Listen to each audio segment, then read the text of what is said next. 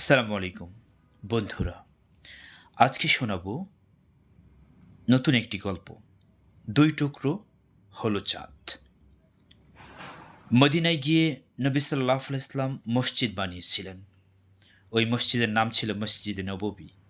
ওখানেই নবীজি সাহাবীদের দিন শিক্ষা দিতেন। কিছু কিছু সাহাবী মসজিদে থাকতেন, সবসময় দিন শিক্ষা করতেন।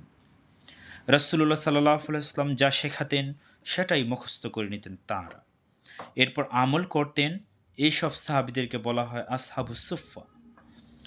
আবু হুরায়রা রাদিয়াল্লাহু তাআলা আনহু ছিলেন তাদেরই একজন। একদিনের কথা, আবু হুরায়রা বসেছিলেন মসজিদে। তার অনেক ক্ষুধা লেগেছিল।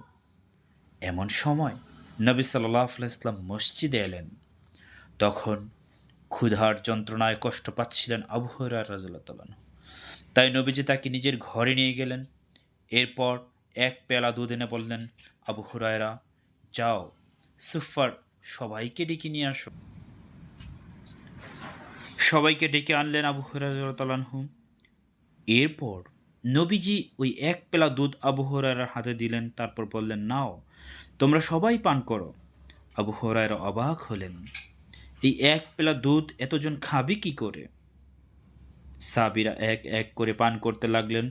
সবাই পেট ভরে পান করলেন, তৃপ্তি সহকারে খেলেন। শেষে ছিল আবু হুরায়রার পালা। তিনিও পান করলেন এবং তৃপ্ত হলেন। কিন্তু পেয়ালার দুধ শেষ হলো না, রয়েই গেল।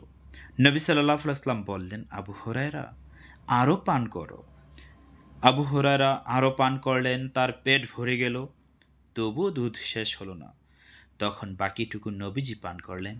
দেখেছো বন্ধুরা, এক পেলা দুধ অনেকজন সাহাবী মিলে পান করলেন, সবাই পেট ভরে খেলেন, তবু শেষ হলো না।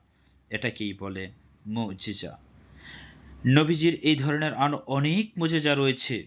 এর মধ্যে একটি মুজিজা হলো, একবার কাফিররা নবীজির কাছে এলো, এসে বলল, হে মুহাম্মদ, তুমি যদি চাঁদকে দুই খণ্ড করতে পারো তবে আমরা তোমাকে মেনে নেব।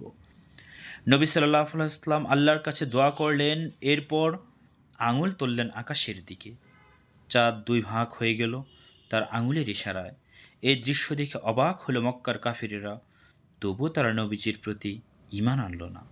আঙুলের ইশারায় চাঁদ দুই ভাগ করাটা নবী করিম সাল্লাল্লাহু আলাইহি ওয়াসাল্লামের মুজিজা।